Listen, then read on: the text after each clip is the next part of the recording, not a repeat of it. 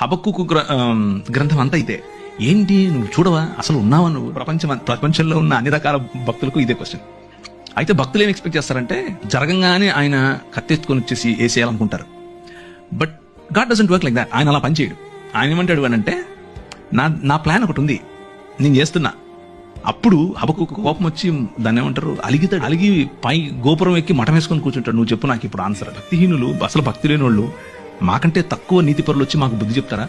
మేము హింసింపబడటం నీకు ఇష్టమా అని అడుగుతాడు. ఈయన ఏంటిది ఇలా చేస్తావా అంటే, దానికి ప్రభు ఏం చెప్తున్నాడు అని అంటే, నువ్వు చూస్తుండు, నేను చేస్తున్నా, నేను ఒక నూతన కార్యం చేస్తున్నా, అది వస్తుంది, అది జరుగుతుంది, you just need to see it. నన్ను క్షమించు, నాకు ఇప్పుడు అర్థమైంది. నువ్వు చేస్తున్నావు పని, యూఆర్ వర్కింగ్ బిహైండ్ ఇట్, కాకపోతే నేను అనుకుంటున్న పద్ధతులు చేయట్లేదు. నాకు ఇప్పుడే ఇక్కడే ఇలాగే పైనుంచి ఉరుములు పడాలి, కింద భూమి పగిలిపోవాలి అని నేను ఎక్స్పెక్ట్ చేస్తున్నాను. అలా కాదు, you have a different way. ఆ డిఫరెంట్ వేలో నువ్వు పనిచేస్తున్నావు అని గమనించిన తర్వాత హబక్కుకు ఏమంటాడంటే, సాలలో పశువులు లేకపోయినా, అంజూరపు చెట్లు ఫలించకపోయినా యెహోవా యందే నేను ఆనందిస్తాను. నువ్వు ఉన్నావు, నాకు అర్థమైపోయింది, నువ్వు చేస్తున్నావు, నమస్కారం స్వామి, నువ్వే చేయి అని చెప్తున్నాడు. సో ఫైనల్ గా వాళ్ళు పనిష్మెంట్కు లేకపోతే తీర్పు అనేది ఆయన చేతిలో. Let's put it this way. మనం అనుకున్నట్లుగా కాకపోయినా ఆయన తనదైన శైలిలో, తన పద్ధతిలో సమస్తాన్ని నూతన పరుస్తున్నాడు.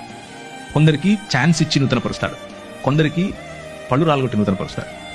రెండిట్లో ఏది కరెక్ట్ అనేది ఆయనకే వదిలేద్దాం, ఆయన చేస్తాడు. He's doing it.